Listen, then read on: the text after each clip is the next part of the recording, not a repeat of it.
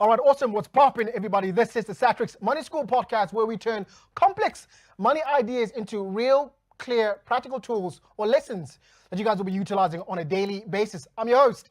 My name is Karabo. And each episode, I'll be sitting down with South Africans who have walked the talk, right? Investors, entrepreneurs, creators, who will literally share their real stories and also their money-making decisions, looking into what worked, what didn't work, but also ultimately the mistakes that they have done and also clearly what they would do differently.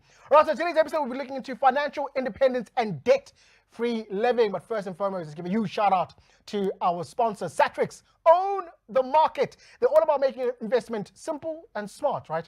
They understand the complexities of investing, hence why they strive to make the platform easy and seamless for you guys. So shout out to Satrix. All right, so up next, I'll be joined in studio. I got Katleho.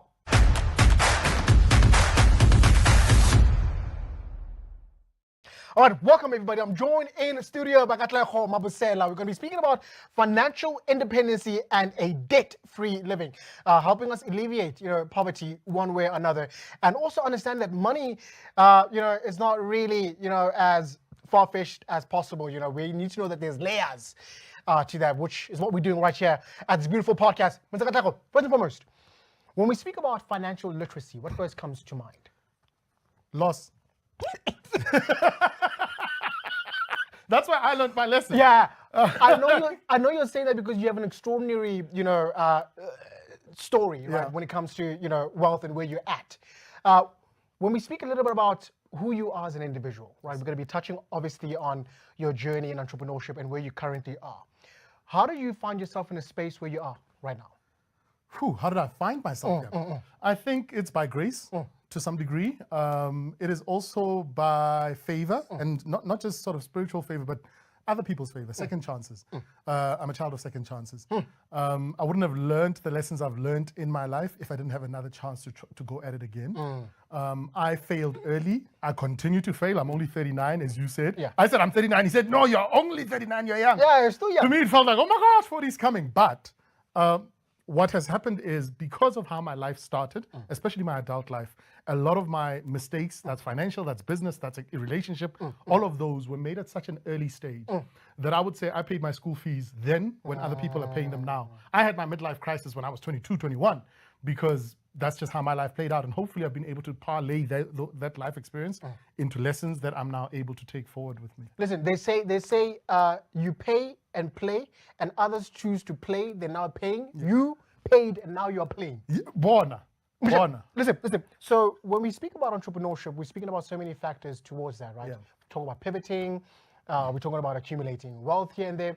Let's speak about your journey back then. Do you have any story that you want to share that literally taught you the core of entrepreneurship? Because when I also asked you about financial literacy, you said loss. Yeah. What specifically pinpointed you to define that within your journey? I think like a lot of people in the early stages, I had a warped idea of what entrepreneurship was, right? I now know that entrepreneurship is about building systems, right? And being able to turn those systems into financial value, right? That hopefully impacts the world in a positive way. But at the time, I came into it as a survival tool. I think I also came into it as a validation tool because it was the quickest way for me to get to two things, to possession and to position, right? Position in society, to be known as I'm KG from whatever, right?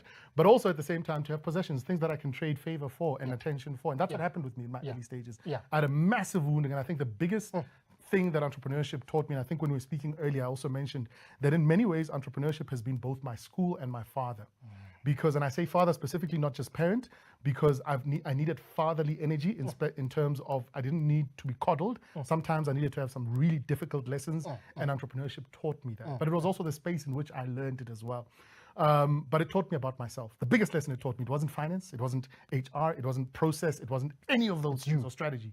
It was about myself. It forced me to learn about myself, to confront the woundings that I had and start to work on them. Because when I wasn't, and even now when I am not, the ones that I'm not addressing, they hold me back.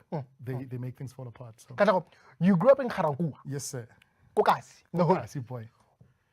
Do you have parents who were in entrepreneurship, who were entrepreneurs one way or another, or did they have any knowledge when it comes to finances? No, and I think I love my parents. My mom's late, so may her soul rest in peace. My father's still around. But they were like most people trying to survive at the time. They knew what they knew. And in fact, a large part of their decision set on a daily basis was, how do I make sure that there's bread on the table tonight, or food on the table tonight, and bread tomorrow for school? And what I think that did to me was make me realize that this isn't living, this is surviving. And so even though I didn't necessarily have a way out, I knew that I went out. Yeah. And we're not the poorest people. My mother was a teacher. My father worked for a company, the firms, right? I don't know if I can mention their names, but was he a mechanic? Yeah, no, not necessarily. But even if he was, there's nobility in that profession too. But they both worked hard. Like most township parents, most South Africans, they worked really, really hard. But it was almost like, what's it called, the Red Queen's race, where you work so hard just to stay in place. I'm a Jay-Z fan. Right, You know what I mean? So those songs come to mind. And I realized as the firstborn that, and we were talking about kids just now, and I said that my wife and I have decided not to have any of our own biological kids, that whatever I am going to do, part of my responsibility is to move my lineage, my bloodline, my brothers, right, out of where we are. And if that means I have to make decisions like not being, a biological parent, because what I'm called for in my time, in our lineage, is to do something different, then that's what I want to do. But ultimately, I was like, I get working it, but I need to make a plan. Yeah. Yeah. So listen, in this podcast, we're all about talking about real stories, right? And also your impact when it comes to wealth. Katleho, let's speak about how you managed to box 1 million. And you have no secret. But I love you for that. Listen, like when I was listening to your story, I'm like, boxed 1 million just like that. Yeah. And I think you matched the term financial literacy to loss. Yes, sir. That was a loss that you went through, but also a lifelong lesson that you had, without a doubt, I learned. Let's talk about that journey also to where you are now. Obviously, you're a different person to when you started out. Obviously, Kasi. We'd hope so. No, you are here. I think you are. You are here. So I think also being raised Kasi, it wasn't easy for you to have your own, right? You saw people somehow doing their thing, and then now you got a little bit of money you wanted to somehow showcase. So on this platform, we've spoken a lot about discipline and responsibility before you become, an entrepreneur, right? Investing is also a form of discipline and responsibility. Talk a little bit about your journey before you are here now, when you lost a million, a meter. Hey. I invested it. Let's no. I invested in education. I wasn't aware that I was investing. Look, the truth is, I came into money, and I came into my adult life with massive woundings. And the unfortunate bit about that is not just my reality, but it's a lot of people who come, in fact, not even from the township, it's a South African narrative because of our history for the most part, right? And so whilst we go and get our degrees, our MBAs, and we get all these titles and work in these spaces, we are still human beings having a human experience. And so what I learned through my life story so far is that I needed to deal with the human component as much as I dealt with my professional skill set, et cetera, whether that was building businesses, standing in front of stages and speaking, whether it was doing radio, which I continue to love so much. But the truth is, this million story, that was just the 1 million that you know about, right? Truths are coming out now. But listen, I'm speaking to a millionaire, one way or another. Yes, sir. What's the other show on that other channel? But anyway, we'll talk about that one. But what basically happened was that I, through skill, was able to put myself in a situation where I created a business, a going concern, which was amazing, considering how young I was, right? And how much limited life experience I had. That generated some capital. I was not the right custodian because I still had some internal stuff that I needed to work out. What am I talking about specifically?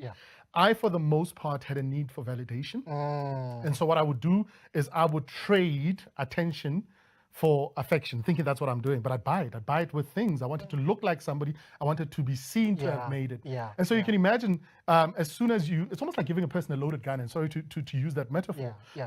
Because here I am with my wounding, and I now have these resources. All what that will do is amplify what the problem that already exists.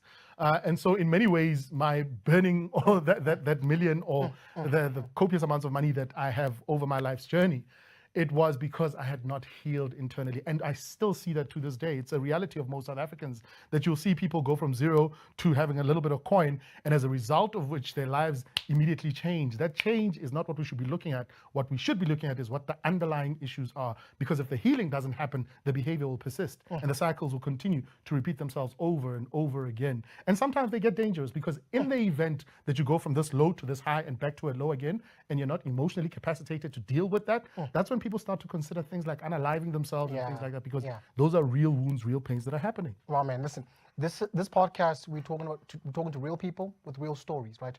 I think somehow we have it all misconstrued on how flashy entrepreneurship is.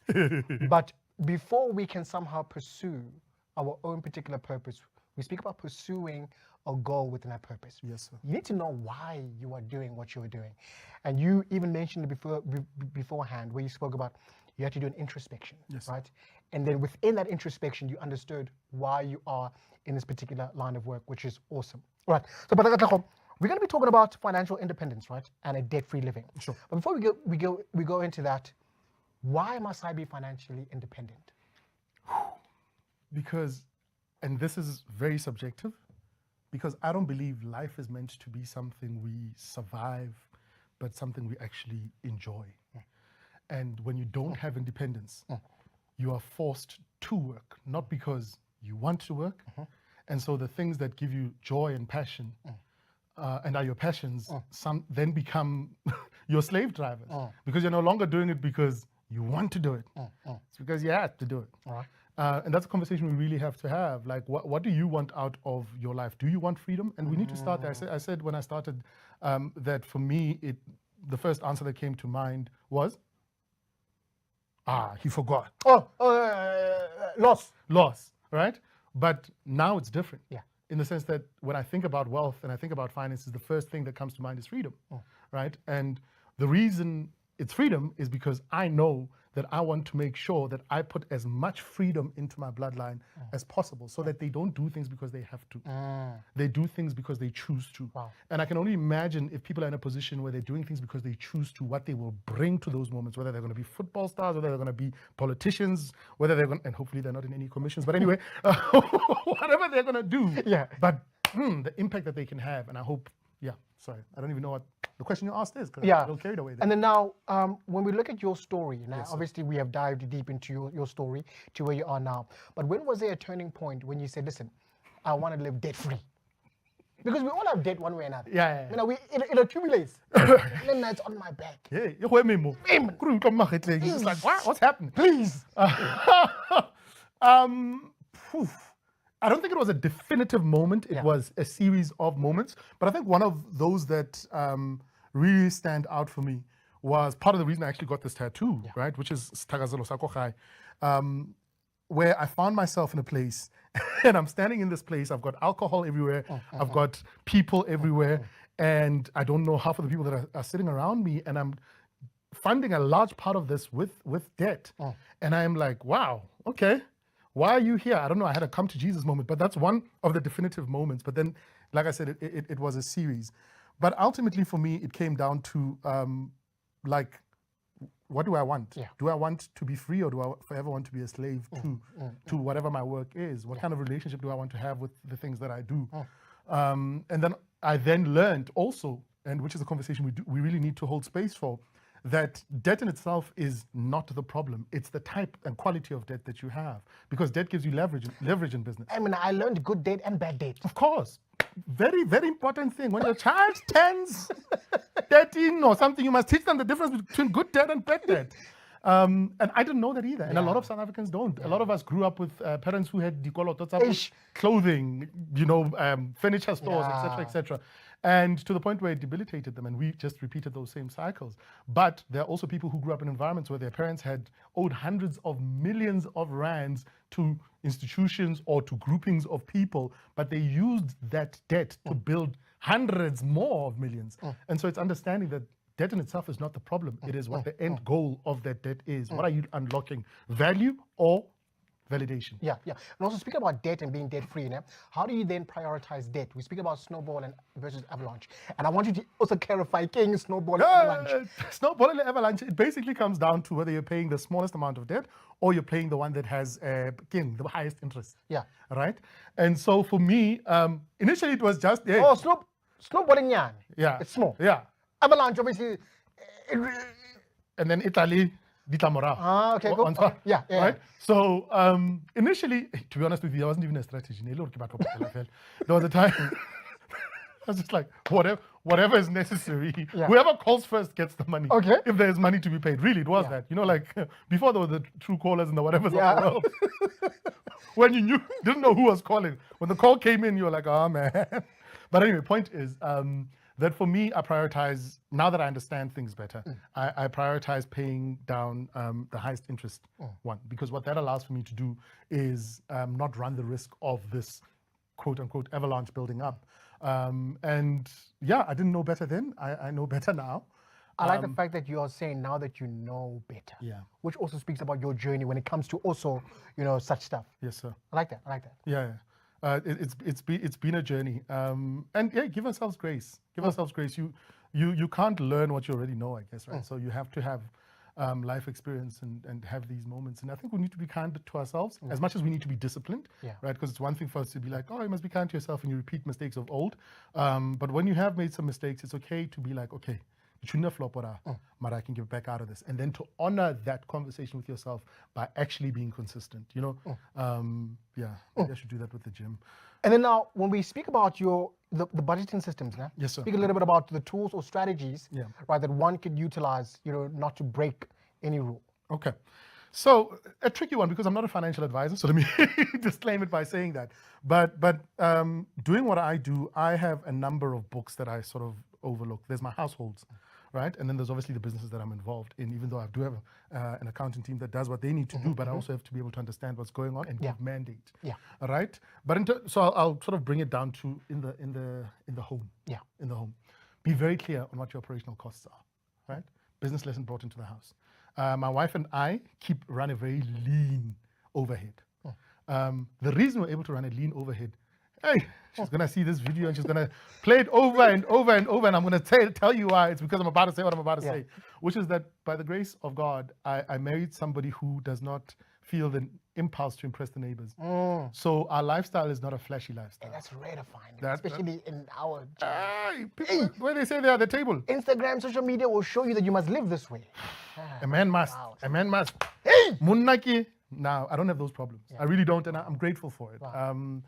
And so what that means is our home is a modest home, right? It gives us what we need. We don't drive super fancy vehicles. In fact, a large part of the vehicles that I've bought over the years are owned by the businesses because they're business vehicles. They do Spanisara. And by virtue of not having kids, we don't have those line items that come with that as well. And we have very sobering conversations. So first point is be very clear on what that overhead is, right? Second one is be very clear but also intentional about increasing the income. Because without the income, there is no budget to manage. Right? So initially, obviously, when we meet, we've got two line incomes. There's her salary and there's my salary or drawings or whatever it is that comes from business. But it can't stay there because for as long as this is active income that we are both having to work to earn, then ultimately the day we decide about blom.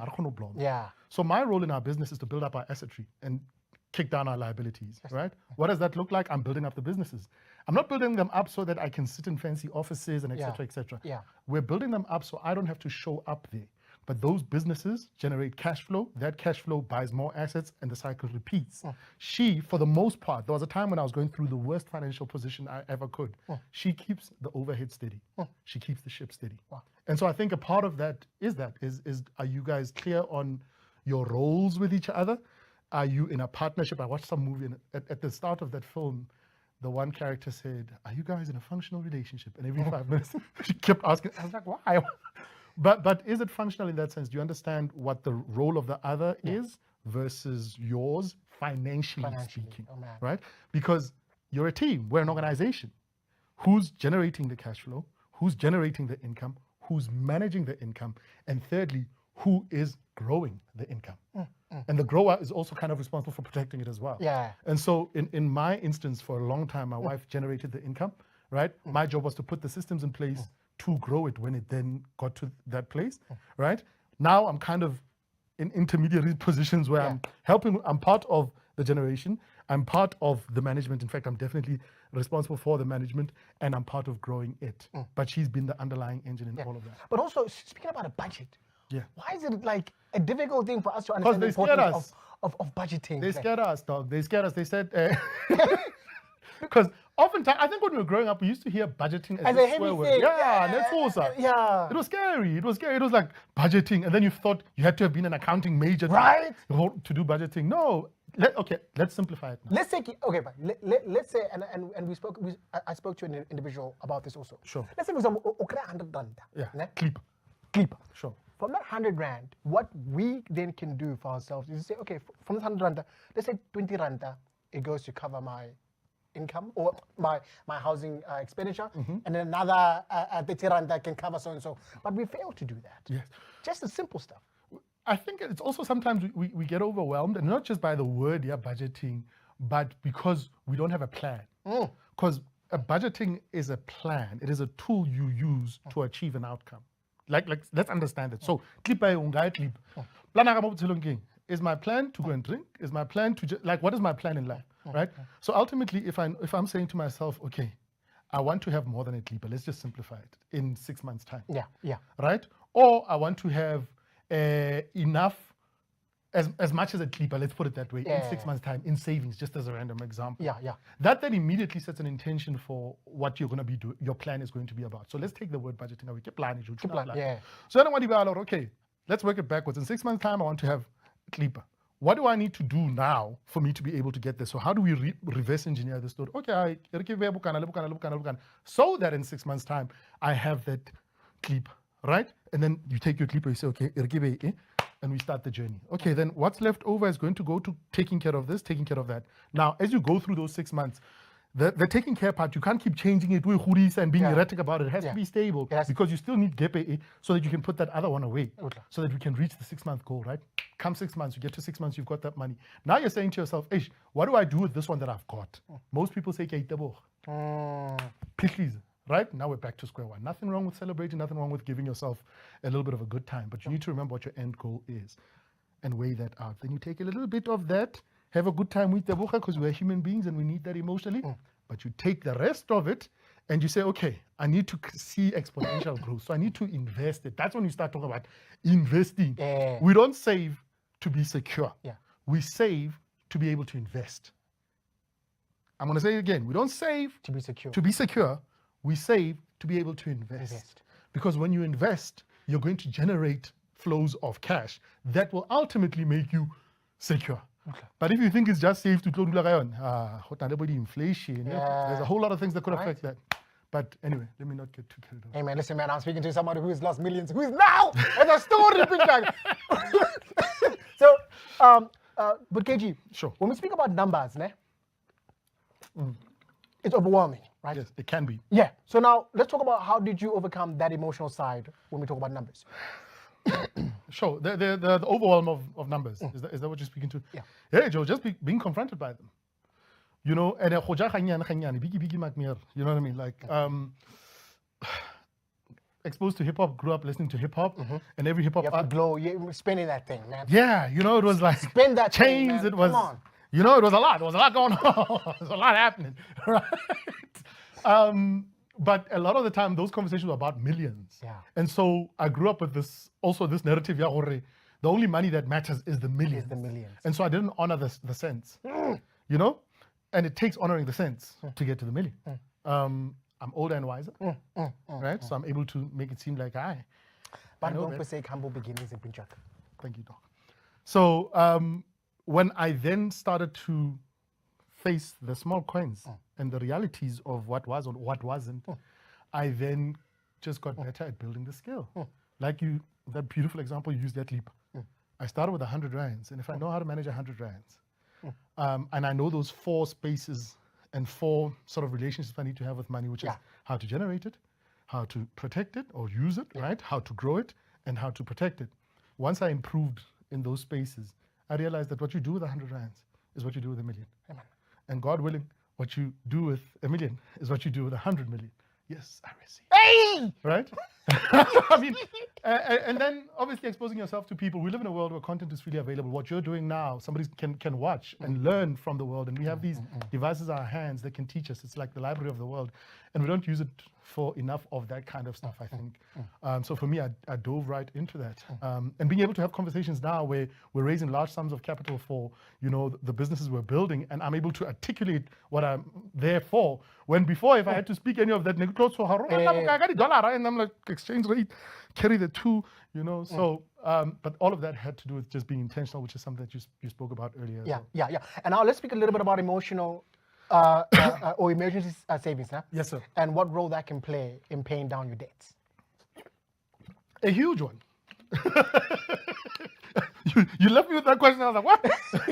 What? Emergency savings. Look, I mean, you kind of need to build buckets, right?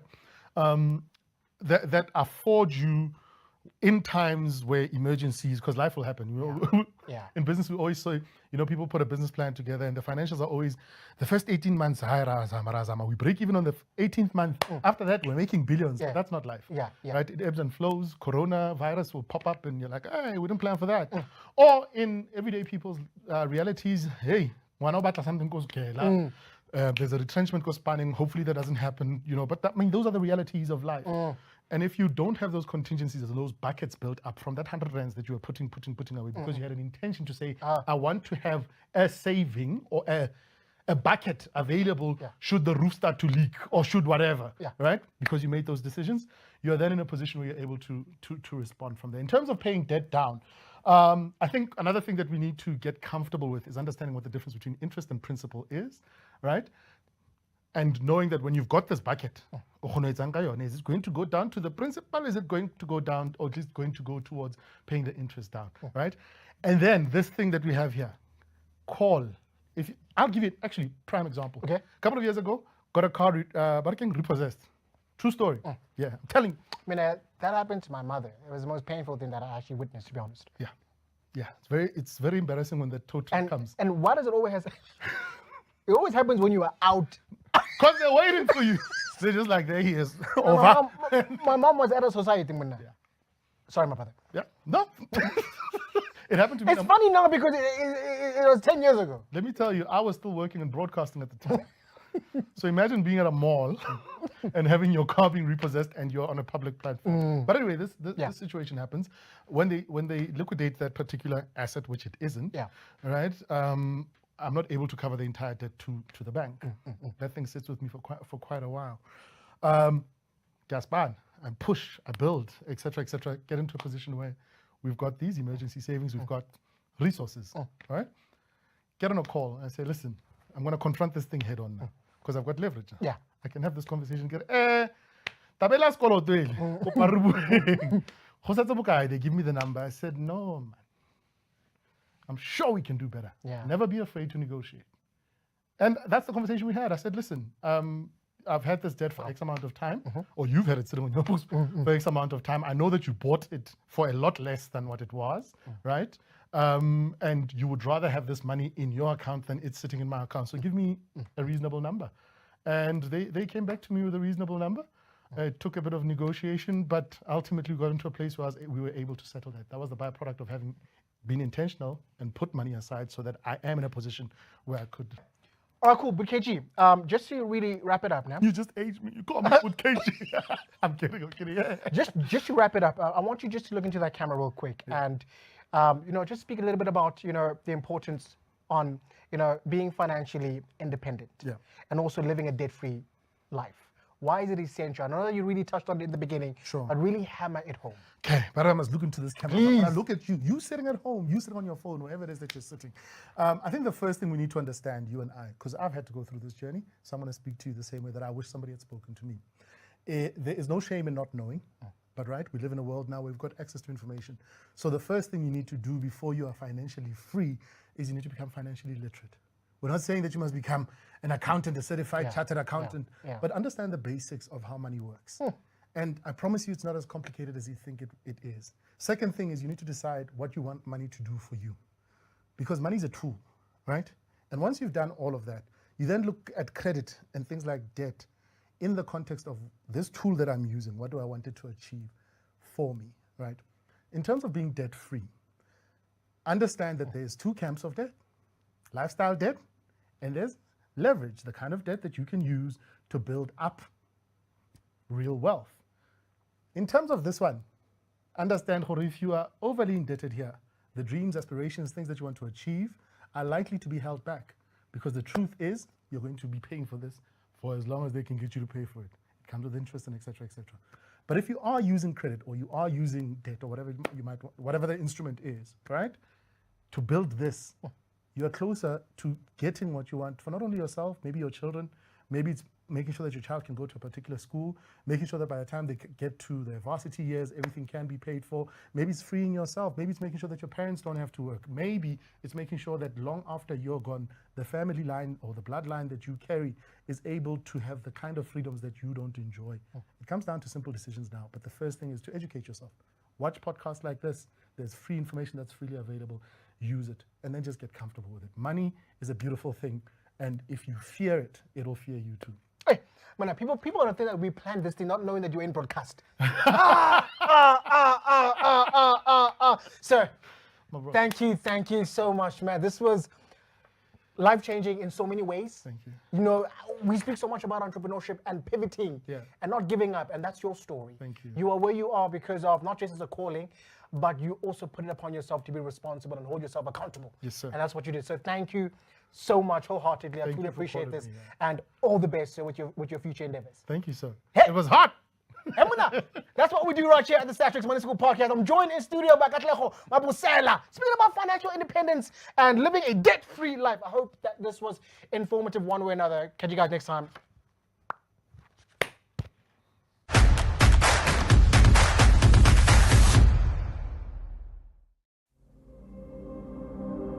In a world where investments were expensive and out of reach for most, Satrix followed the rhythm of its own drumbeat. In the year 2000, Satrix introduced index tracking to South Africa. Since then, we have made investing accessible to everyone. Through low fees and no minimum investments, we give all South Africans the chance to own the market. Our range of investment products offer diverse access to strategies and asset classes across local and international markets for any stage of your life. We've kept in tempo with our community, winning the Salter People's Choice Award for the last 7 consecutive years. Our cost-effective and award-winning products offer value to individuals and institutions alike. Satrix has managed index tracking funds for institutional clients since 2000. From ETFs and unit trusts to life-pooled and segregated portfolios, to meet the different needs of clients, pension fund members, and organizations. By driving the global cadence of indexation, our bespoke solutions have contributed to Satrix holding the largest market share in the South African ETF industry. And we're expanding our African footprint.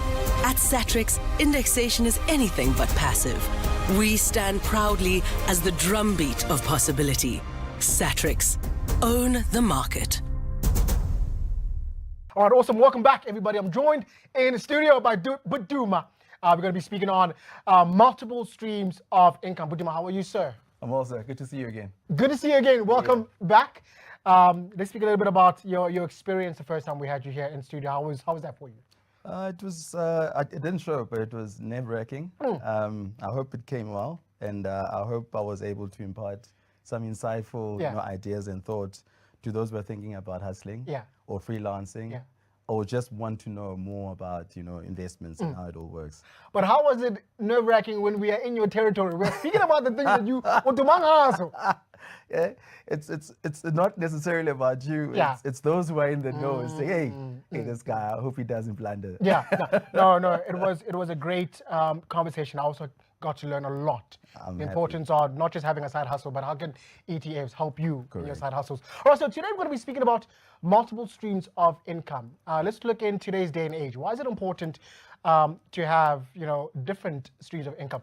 And also, let me just say, I grew up as an actor. I do acting, and on the side, I do MCing and TV hosting. Yeah. I also got to understand that oftentimes, one thing may stuck, but at least you may have an option where others may bring a form of, income. So why is it important for today young people to also, in a line of being an entrepreneur, to have pockets where they can suck as much as they can from what they do, sir? So look, I mean, I come from a different generation. They basically have classified as millenniums, and the way I grew up in terms of just understanding money and how to use money is you have your hustle and you just put money aside as passive income for a rainy day. Yeah. There's no plan. It's just money that's there, and typically what you then do with that money, it sits in the wrong strategies. It could be just in the money market or savings, whatever the case may be.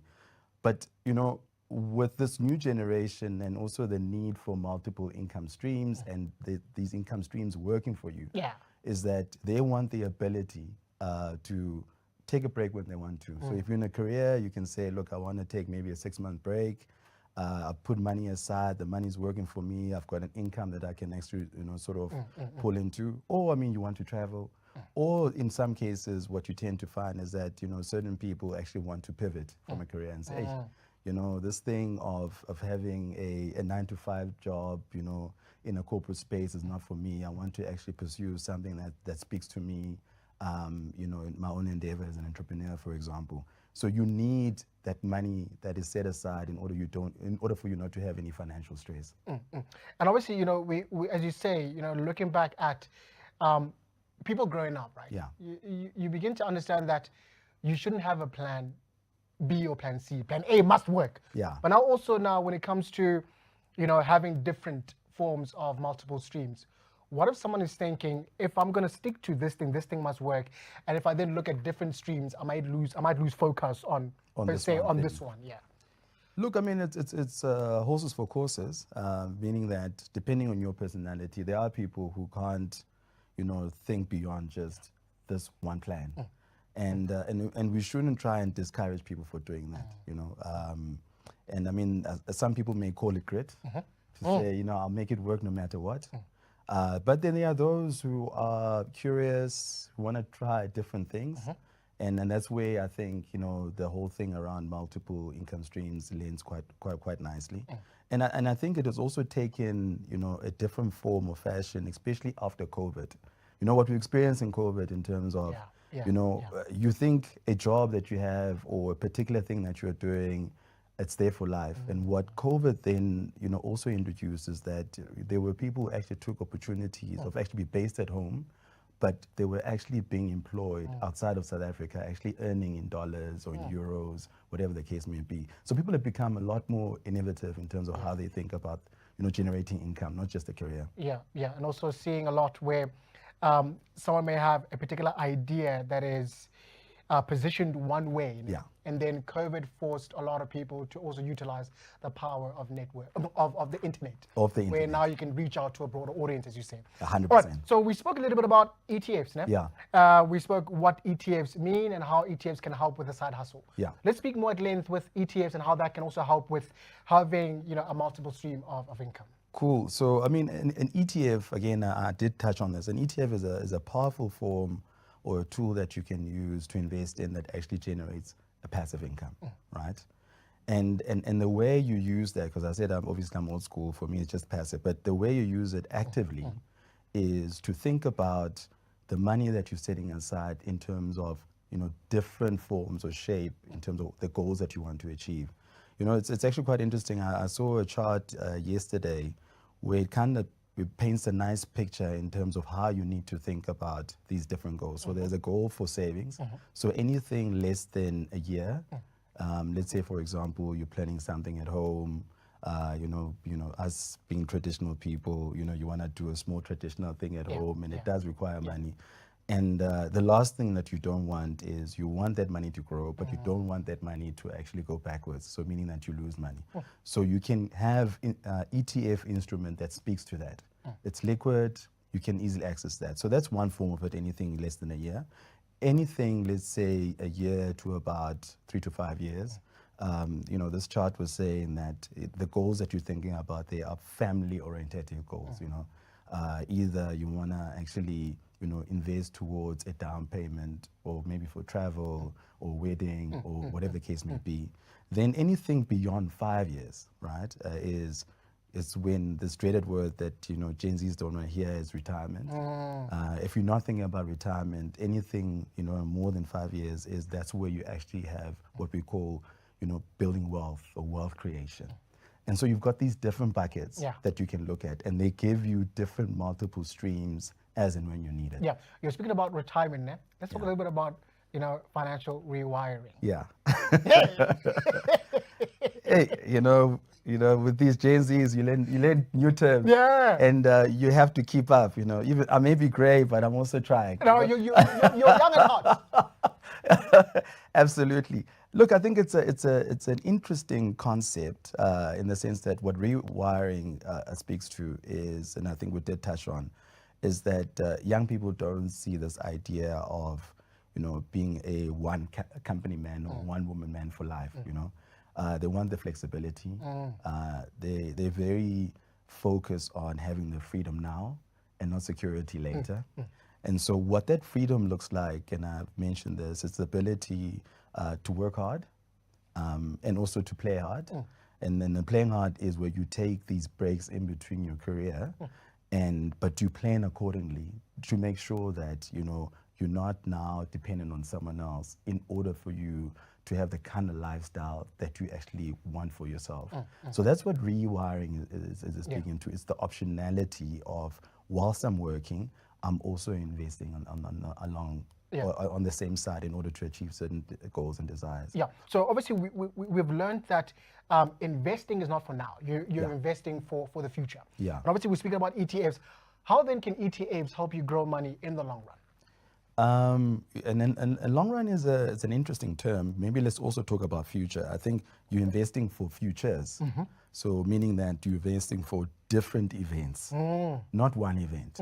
In the good old days, investment was only for one outcome, and that is to retire comfortably. Yeah.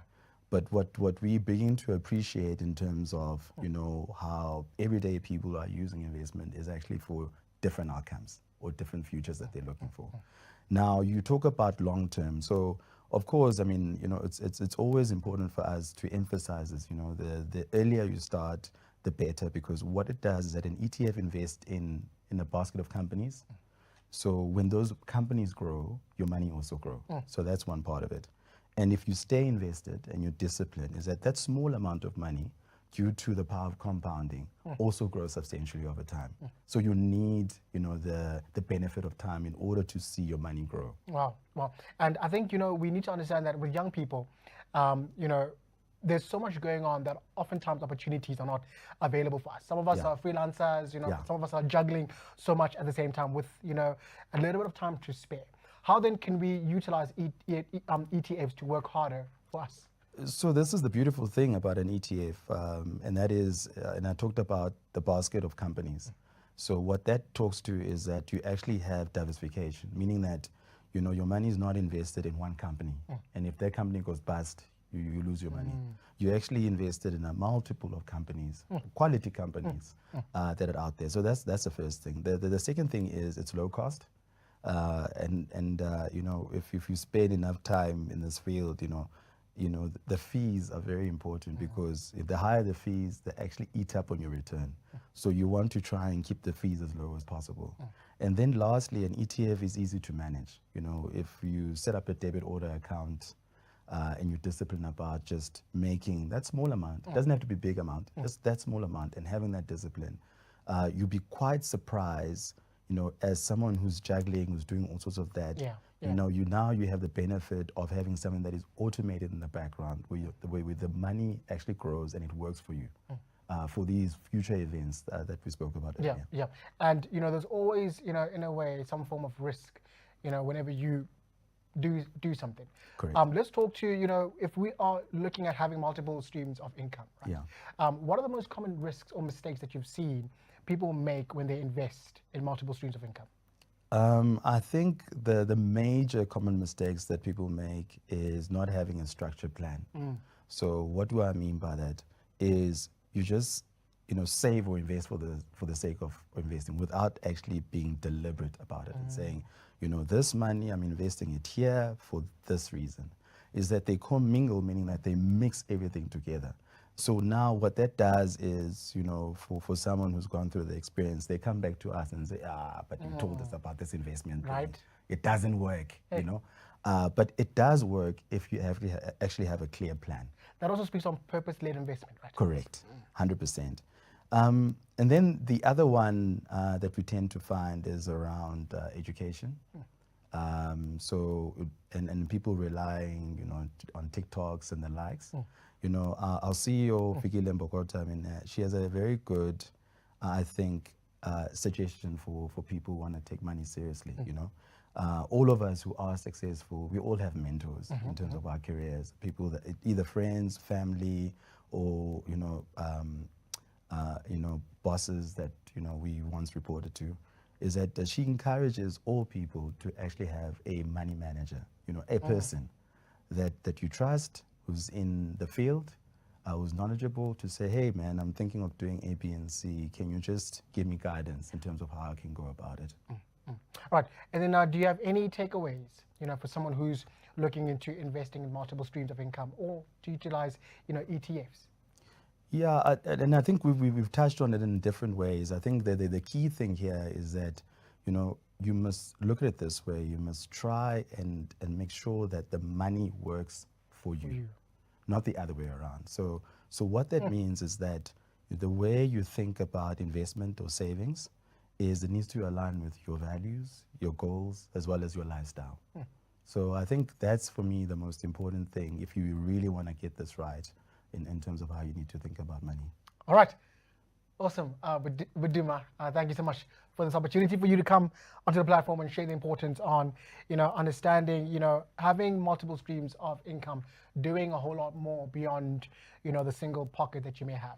Truly appreciate you, sir. It's a pleasure. Thank you for having me. Awesome, sir. Thank you. All right, that's it. Duma in the studio all the way from Satrix. I hope you guys found this session informative and engaging. All right, awesome.